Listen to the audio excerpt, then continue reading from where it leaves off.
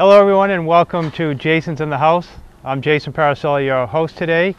And today we're actually on a job site with Chris Zorzy. He's the president of A&A Services in Salem. And as I normally do, let's introduce Chris. And Chris, why don't you tell us a little bit about yourself and your company? Yeah, my company's A&A Services, and we're based in Salem, Mass. We're in our 30th year in business. And is there anything else I need to tell you? Oh, that's good. That's well, good. And also the products we focus on, we're really generally a home improvement company. Yep. We focus on roofing, siding, windows, gutters, those kinds of services, decks, things like that. In the trades, we're referred to as probably an exterior contractor. Okay, excellent. Yeah. So as I mentioned before, we're on site today, and we're actually in Middleton. And Chris is going to walk us through this job site as it relates specifically to homeowners and you doing home improvements to your home. So there's a lot of things happening here. We're going to hopefully go through it in a logical way. And let's first start with Chris and explain the job site. Let's get into some safety, and we also want to talk about lead paint, how it relates to the job. So Chris, why don't we talk about that? Absolutely. You know, we're up in Middleton, Mass right now. We're working on the Middleton Congregational Church. It's a big property. I guess you consider it a commercial property, but to us it's just a big house. Everything we're going to talk about today applies to residential construction. That's most of where our work comes from. But what I want you to do is I want to turn around and have you look up at the building here.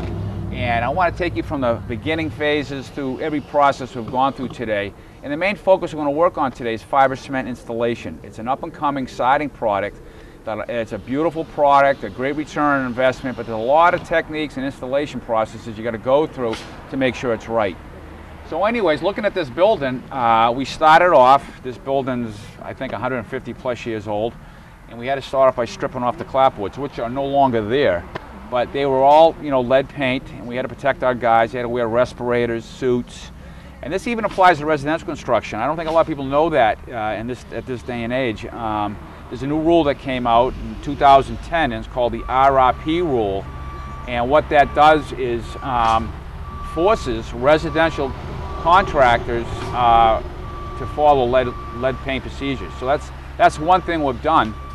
And then so any house built prior to 1978, this would have... Absolutely, Jason. Thank you. So any job you go to that's a house built prior to 1978, you have to abide by these rules, right? You have to apply by these rules, but the number one thing is just because your house is built, you know, before 1978 doesn't mean it has lead. A lot of homes built in the 60s don't have lead, right. or certain parts of the home have lead. But with the law being the way it got changed in 2010, as a contractor, we're able to test for that now and know. And that would base how we're going to estimate that project. Okay. You know what I'm saying? The goal So that's is an to important find part of it. no lead. Right. But so you're a certified, so you have to look for a certified contractor? Yeah. What's your actual title on that as far as being able to... I'm a certified RRP contractor. Okay. And also a niche in our business for over 3 years. You're also licensed de-leading contractors. So this is, you know, second nature to us handling these kinds of projects. Okay, yeah. Good. Anything else you want to talk about safety-wise, as far as setting up the job, or? You know, safety-wise, basically, you know, it's protecting, you know, the employees from lead hazards, which is important. Okay. Also, you know, safety from having the guys, you know, set up staging and working on ladders, things like that. Yeah. We're a very safety-conscious company. You'll see when we get out back, there are different phases of the building where we actually have the guys, and we're not going to see it today, but we have them strapped in with safety harnesses and things like that. So. Okay. So let's go through the next part of the project, which, as you can see, there's a lot of Tyvek wrap. Now that's a brand name, so Chris is going to talk more about what this wrap is really about, and we can go into some things before go on to some other things after that. So let's talk about how you prepared before you put the siding on. Yeah, what we do is we strip away the siding, and now we have what's underneath the siding is called the sheathing. Okay, in this building it was planking, which is very old. You know, it's a very old building. On newer buildings, you see sheets of plywood under that. So we stripped away the old siding, and now we have to put a moisture barrier up. So Chris, let me ask you something before you get going with anything else. So as far as fiber cement siding, does that have to go, can you put that over any other siding? No, or you have to strip? That's a great question, Jason. Any fiber cement product has to be, the old siding has to be stripped off. Because you see a lot of like vinyl siding goes over other siding, but this has to be stripped. Yes. Okay. Yeah. And that's the big difference between the two products. The fiber cement's a little bit more money because of the demo process involved. You know what I'm saying? Okay. But the end result is it's a product that's a lifetime product when it's installed properly, which is the key. We're going to cover installation techniques in a little bit. But it's also a product that you can repaint. You know, we sell a lot of the pre-finished products, all right? So there's a palette of colors you can pick from, but there's also a primed one where you can pick a custom color and paint it. But the beauty is it's a 15-year warranty against blistering and peeling. And generally it doesn't blister and peel. And when it's time to recoat, it's just a power wash and you reapply. Excellent. And that's great because you know, as good as vinyl siding is, we install a lot of vinyl siding, there's a little fade factor with that, right? Yeah. With this product there isn't. You know? Okay. So let's get back to the Tyvek and then we'll get more information on the siding. You know, the Tyvek, how we install that is generally, you know, we're going to lay it flush against the building this way, just as you can see there between these two windows. You know, it's a moisture barrier and people don't treat it correctly. It has to be installed properly because this product is based on everything being done right. Okay, so generally, we run it across, horizontal across the house, and then we run the next sheet over it so it overlaps. So if any water ever gets on this house and gets, you know, behind the siding and comes down the sheathing, which is on the Tyvek now, the water will run, you know, away and not under the next sleeve of Tyvek.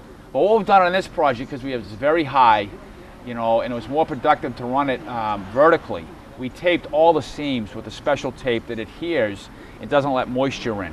But that's the key. You got to protect the moisture coming from behind the siding so it will not penetrate that home. Tyvek also allows moisture from the inside of the building to come out. Very important. So what is it? What is it actually? A vapor barrier? Is that what it's called? Yes. It's a vapor barrier. Yes. But it allows the house to breathe? I refer to it more as a moisture barrier. It diffuses moisture from the inside, allowing it to pass through. But it allows the house to breathe, right? Allows the house to breathe, yeah. And it doesn't let moisture in. Very important. You have to have that give and take.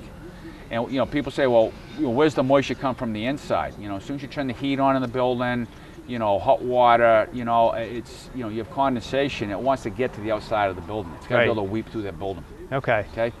Now, before we go to the siding and some other things we're going to talk about, because we're right here, I just want to have Chris point out a few things about this deck that was built. Because I think it's very important for you as a homeowner to understand and just to have some things to look at. I've seen personally as a real estate agent a lot of issues with decks and porches whereby they're not, you know, they're coming away from the house on a regular basis. So Chris, let's talk a little bit about this and how this was installed and things to look for as a homeowner. Absolutely. You know, this is a pressure treated deck, okay, and it's a little beefier than normal because it's on a commercial property, but all the building concepts are the same, okay.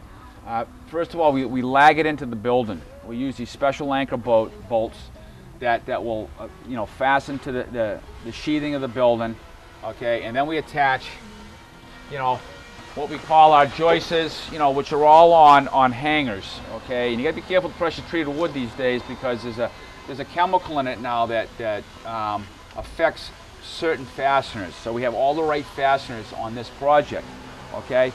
As you can see here, we have our footings and we have a landing pad. We always put a deck onto a landing pad. That will preserve it for years. Okay, but here are our footings. They get on 4 feet, and here we have, you know, our fasteners where we mount to the concrete, all designed to attach the pressure treated and the concrete. Over here, this is a little additional work here. We have additional support beams here for this deck. This is really a commercial application, but if you ever have long runs on staircases, we're always going to put in a supporting brace. Now these are lag bolts here, these right here is the lag bolts. We lag and we bolt everything together because what we've done is we've bolted our posts. You know, I'm getting too technical, but we have a little box in here, all right? And then when we take our 4x4 posts up over the deck, we're bolting them, you know, together. So that thing is never going to move. Now what's it? I've seen a lot of, you got pressure treated and then what is the other one? Oh, there's AZAC. You know, I like to refer to it as maintenance free decking because there's so many products. So what are you normally using? The maintenance free or We're doing a lot of the maintenance free. This was a price point situation. This is an egress deck for the church. So there's not a lot of traffic on this thing. It's only for emergency use. Right. They're doing a big project here. So it's really basing it on, you know, financial, you know, this is a lot less than a maintenance-free deck. Now the pressure-treated wood now is different because they had issues, right, with some of the. They had to take out some of the components, okay, because it was there was safety issues with cutting it, and and people walking on it, things like that. So it Okay. has been reconfigured, the chemicals they soak this stuff in, but this stuff is soaked in a chemical. So if you saw this properly, again, this should last for, this wood should never rot or anything, right? It's Or is not it- supposed to, but Yeah. you know, I hate to say this, nothing's forever anymore. Yeah. You know, this will go long term, just because of the way we built this thing. These are 6x4 support posts. This thing is built to last. Yeah. This thing is.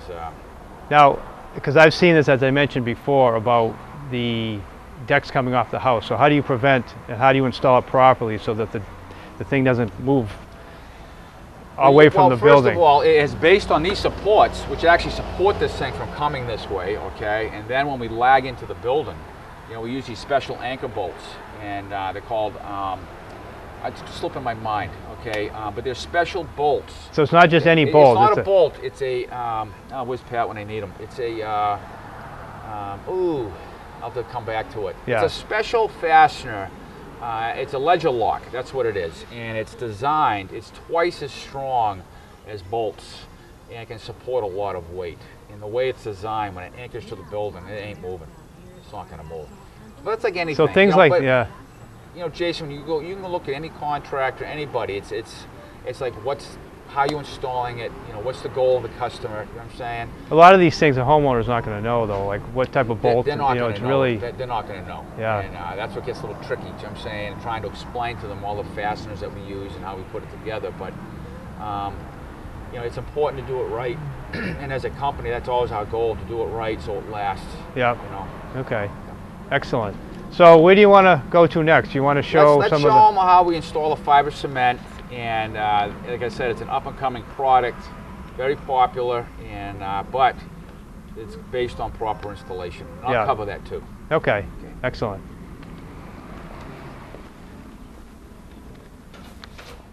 All right, so we're here over with Chris again to show a little bit more about the specific installation on the siding and where we start and some things to look at. Because as Chris mentioned before, this siding is excellent, but it's very, to get it warranted properly, the installation is critical. So he's going to really talk about how you do that to get it installed right. Yeah, and I want to take that a step further, Jason.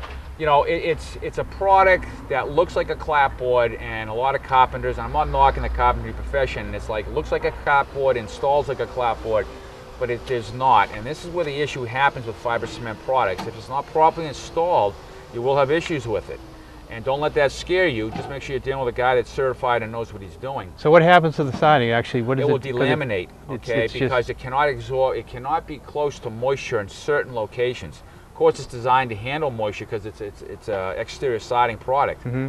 But I'll show you those problem areas and how we install and protect it. But one thing about this product, and vinyl products in general, you know, there's a lot of warranties. People walking around saying, oh, it's got a lifetime warranty. Read your warranties very closely. On all these products, warranty is based on installation. So if it's not installed properly, you don't have a warranty. So the company will come out and actually look at the job? Absolutely, Yeah, so absolutely. But you know, us as a company, if we ever have warranty problems, we're always going to go out and work with our clients to make sure. And we have had warranty problems. We've had siding fail on you know, a job about 2 years ago. It was a product we installed about 8 years ago, and the company came out and there was no installation issues. It was a manufacturer's defect, and they paid us to reinstall it and gave us the materials. The customer had a brand new house after 8 years. Let me ask you something too. Do you have to be a certified installer of this? No, you don't have to be certified. Who makes fiber cement siding? Is there a lot of different companies? There's a lot of different companies. yeah. And of course, the most popular one is Hardy Plank. Hardy, yeah, okay. But this product, I'm glad you brought that up. This is Certainty. This is my favorite product. So I've heard of Hardy board. Yeah, that's a That's brand a brand name, of that's a brand fiber name cement. product Okay. that everybody can kind of relate to, have heard of. So But you like Certainty? I like Yeah. Certainty. There's a lot of features about it I really like. That I like over the Hardy Plank product. Okay. Okay. But you know, they're both fiber cement. They're both based on installation techniques. So you ready to roll on that? Go ahead. Let Let's me get show you yeah. what we got, guys. All right. What we have here, this is what we call a skirt, and this is a drip edge. All right. But this is PVC, or what people like to call plastic wood. This is a lifetime product. Okay, does not absorb moisture. If you took the siding, okay, like right here, I have a clapboard right here. If we took this clapboard, all right, and installed it right down here on the base, that would fail over a period of time. The reason being is the clapboards cannot absorb moisture from here. If you put it down here and when it rains and it gets wet, you're gonna have a problem. Okay, so when you're installing this stuff on the ground, they want us to be at least 6 inches off the ground with this product. All right, but in this situation, we're much more than 6. We also wanted to kind of put a little decorative edge to this thing. So, you know, we have what this is called a drip edge. You know, this is a 150 or 200-year-old building, so we want to kind of have a nice, authentic look. So, you know, this is it handles just like wood. But so what we've done is we have a piece of aluminum flashing down here. Okay, it's like a little L bend. Then we have this 1x8, call it plastic wood, and then we cut a probably about a 2-inch thing and mounted this to this and created this drip edge. And then above this, we have aluminum flashing. So if any water comes down behind this sheathing, okay, or onto this Tyvek and hits this, it will roll out, not get behind anything. Now, when you do vinyl and other siding, would that still apply? Yes. Is this specific? Yeah. Okay. But the vinyl can go right down to the ground. Yeah, that's okay? the difference. Yeah. That's the difference between the products. Okay. But, you know, everything we install is about flashing, getting water away from penetrating it. So now this is what we call a starter course. We're going to go around the side of the building where there's a few areas. We're going to show you how the siding's going up, and I have something else I want to show that's an important component of proper flashing for this product line. But you know, after that, you know, the whole idea is preparation. After that, it's just regular installation. You know, and we use guns to shoot it in. We use stainless steel nails, which are very important. They won't rust, you know, corrode or anything like that. That way there will maintain the color of the product. And this product we're using is a pre-finished product. Fiber cement comes, I think there's, you know, 12 to 16 different colors you can pick from. And if you don't find a color you like, you can get primed and paint it to a color you like. And that's the great thing about the fiber cement. I know I've mentioned it before, but it's warranted for 15 years against blistering and peeling. And when it's time to repaint it, it's just a matter of washing it down and putting another coat of paint on it. Right. And that's the big advantage of a vinyl. Because vinyl, which we love vinyl, you know what I'm saying, this product isn't for everybody. But, right. you know, vinyl does have a slight fade factor involved. And once you buy the color, that's it. There's no changing. Okay, yeah. So people like that. And, you know. Let me ask you something, Chris, too, on this, you know, we have the plastic, it's all maintenance-free. Correct. Now, do you only use the maintenance-free, or do you use regular wood? I only use maintenance-free with this product. So I don't want any moisture being absorbed. Okay. You know, and also. Because the wood gets wet and then possibly goes up into the side. It'll wick up into it. So you know, on even the base at least, we're yeah. always going. No, some homes you go into, they want to maintain the wood. We can do that. Right. Okay. Like on this building, they're maintaining the corner boards. It's an old church. They don't want to take away the integrity of the property. So we're saving a lot of the upper trim, a lot of the sideboards here. You know, we're in the process of painting this, so it's still got a ways to go.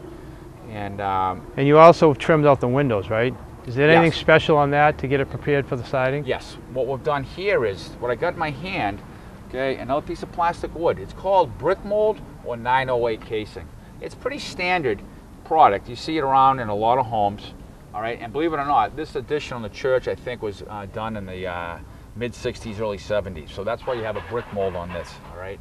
But this is all vinyl, all the way around. And again, everything's based on flashing. What we have here is a window flashing kit that we have the Tyvek going in, and then we installed around this. So if any moisture gets behind this, it's going to come down. All right. Another thing, and what we've done here is the sill. All right. That's wrapped in aluminum. Mm-hmm. Okay. But we have a tool called a brake. We bend it, wrap it. And so that was wood. That's the original sill that you wrapped correct. in aluminum. We saved that. That was kind of a cost measure, right? Because ripping out sills, they go in under the windows. It's quite a process. Now these are all painted, right? I mean, what are these filled and everything? These holes these filled? These holes will be filled when we're done. But this is it. This is white finish. You don't have to put so they're not even going to paint. Okay.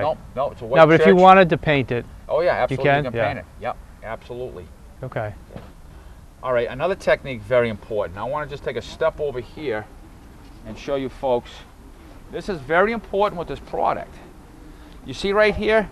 This is a piece of flashing that we use in between every seam of the board. When this board, I don't want to touch it because there might be some whip. When these two join, all right, there has to be a piece of flashing in between each seam where they join, all right? It's very important. Now, is that Gently just water. any type of flashing, or is this special? No, this is special just for this product. So this right here is specific to this product. Absolutely, yeah. Designed just for the fiber cement. Okay, so every single seam, as you mentioned, you need to have this behind Correct. it. Okay. Yep. And also, any cut we do, let me show you over here, guys. Like, see right here, we cut out this shape of the window, so this would slide up there nice and neat. This is all primed.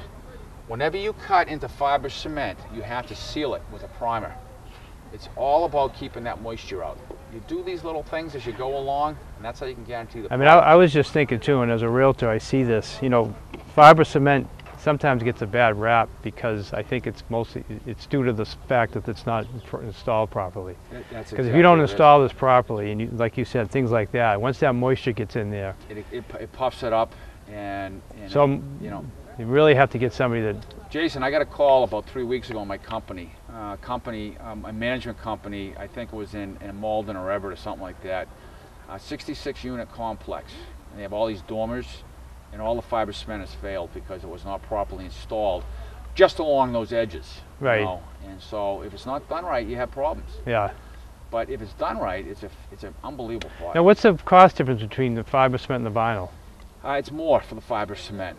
The product and the installation, it's a I little would more think. labor intensive. Yeah. There's always demolition involved, you know. Because you got to take the other siding off. Yeah. But when it comes to people's homes, they want what they want from a look standpoint. Yeah, the vinyl always, you know, it's some people like it, some people. Correct. But you know, vinyl today, that also gets a bad rap. You know, a lot of the newer homes today, they're either fiber cement or vinyl. Right. You know, wood, you know, it's called you know, new growth wood. It just doesn't last. Yeah. You know, that's why all this stuff is coming out. You know, Now, what do you mean by new growth wood? What's the downside of that? It's like when this church was built, we ripped the clapboards off. These clapboards had a sealed stamp on it from Seattle, Washington. That's insane. Okay, they used to cut them off of 200-year-old cedar trees. Now they grow them, you know, 50, 60 years and cut them, or even less. And what's happened is with a lot of wood products is the wood is not maturing in the forest. They're grown to be harvested, and it's proven. I mean, we do lots of repairs. So what does that do though? Is it just filled with moisture originally, or is it just not? It's not matured, so it doesn't have the protection capability. I see. As the old wood that's on the home. You know. So even though the wood isn't the same as it was. I mean, it's not because it's not as reliable, or doesn't last as long. Because it's not like they've cut down 200-year-old cedar trees. Yeah. Okay, and that's what it used to be. Right. And no one really realized this until the roar of the 80s. And there's a lot of trim failures on the homes built in the 80s and 90s. I mean, a lot. Yeah. And it just rots right in front of your eyes. It's crazy. And so that's why you see products like this coming along. A lot more of that's becoming more and more popular. This is a lot more money.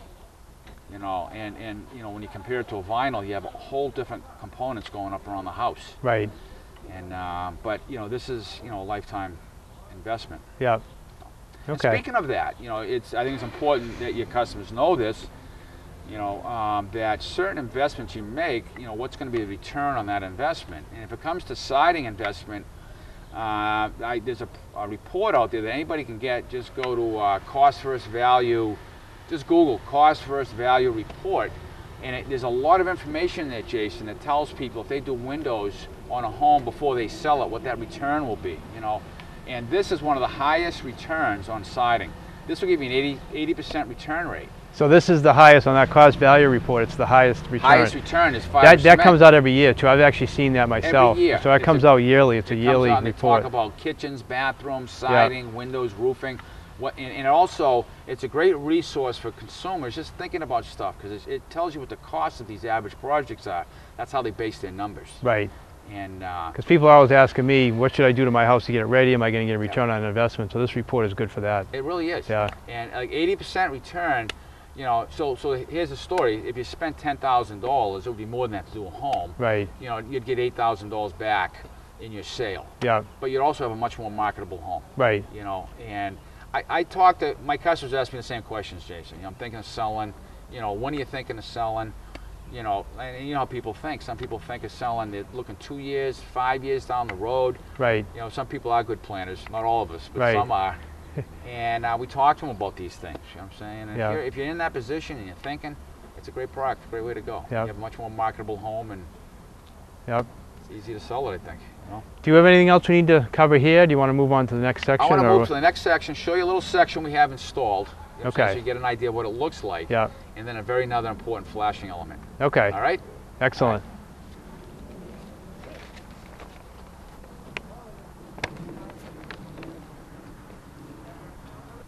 All right, here you can see this wall we're installing. We always start from the ground up, okay? And we put one in and we layer the next clapboard over. And when I get off the lot, I'm going to show you some things we do to seal this and protect it. But this is a pre-finished product. But when you have a roof line like this, it's very important to flash, okay? And so when water comes in, it's going to roll down and hit this piece of flashing. We made this on the site so the water will roll out, and there's no chance of getting down behind this, okay? You'll also, I don't know if the camera can pick it up, you can see here on this roof line, we're an inch above the roof line with the flashing system in there. That way there, when it rains and water comes pouring down, that's where it gravitates to.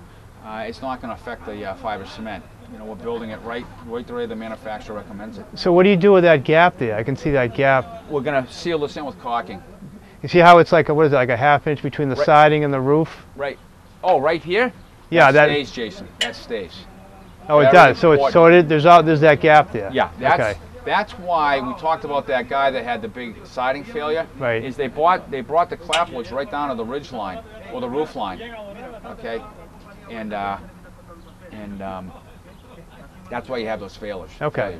So you that's the way it ends up. That's- Now the other thing I was just thinking of too, how long do these boards come? Because I would assume 12 you want feet length.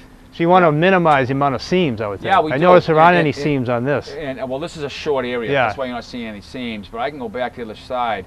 That's another great question, Jason. We stagger those seams, so it looks. There's not like You don't want one seam going down. we stagger it all out, and I can show you how we do that. That's Okay. a great question. That's a great question. But while we're right here, I just want to show you, you know, right along here, this is not finished yet, but we will seal this all with caulking. We have color match caulking that will match the color of the siding, and that's how we seal it. So the whole edge, right to the, that's the corner board, Completely right? sealed. Yeah. Yep. Right to the corner board is sealed, yeah.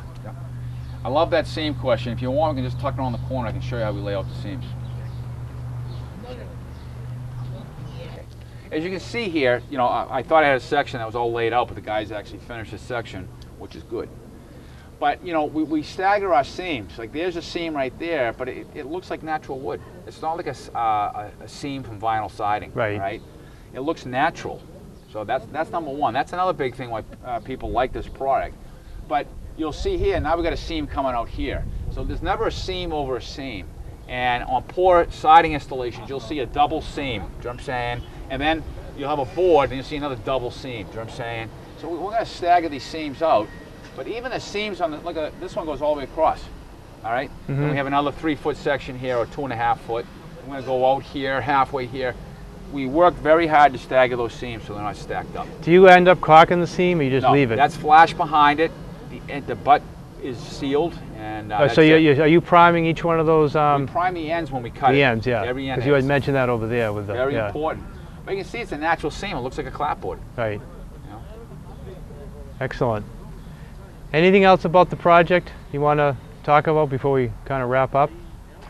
No, I think we've covered everything, Jason. Yeah. You know, and I mean, the thing I would say too is there's so many different sidings available that someone like Chris can really explain the differences, pros and cons of all the siding. You have wood siding, as he mentioned, man-made siding, and then you have clapboard, shingles, vinyl. There's so many different things to consider, and so, like I say, someone like Chris could really help you out with that. Are you installing mostly vinyl, and what's your number one product right now you're installing? it's a combination of everything. It really is. You know, this product is a price point situation. You know what I'm saying? It's not as affordable as vinyl. And vinyl's a great option for some homes. You know what I'm saying? I mean, and if we're going to talk about vinyl, is any siding job, whether it's fiber cement or vinyl, it's all about the trim, how you treat that trim. You know what I'm saying? And when we do a vinyl job, we want to make sure that trim jumps, because that makes that house look beautiful. Right. You know, some people go in and they cut corners on not exposing the trim, siding over kind of a thing. in the trade it's called jumping the casings on windows. It's all about what accessories you can bring to the table to enhance the product you're putting on. Yeah, excellent. Yeah. So Chris, if our viewers had any questions or wanted to talk to you further about what you talked about today, how could they get a hold of you? They can give us a call or look me up on the web. My number is 978-741-0424, or you can go to our website, which is a-aservices.com. And one thing me and you talked about, Jason, before we started this, here we are in the phase of all this thing. What I'm going to do is when we have a finished project here, I'm going to take a couple photos and send them to Jason, and Jason can post them on his YouTube account, and you get to see the follow-up of this project. Mm-hmm. Excellent. Yeah? Great. Okay. Thank you very much, Chris. It was great to have you with us. It's very informative. Thank you. I appreciate it. Yeah. So again, thank you all for watching Jason's House. We greatly appreciate it. Thank you very much to BevCam, as always, for all their help. And if you have any questions for me, if you want to be a guest on the show, you can call me at 978-927-6030 or visit my website, which is jasonparisellateam.com. Thank you.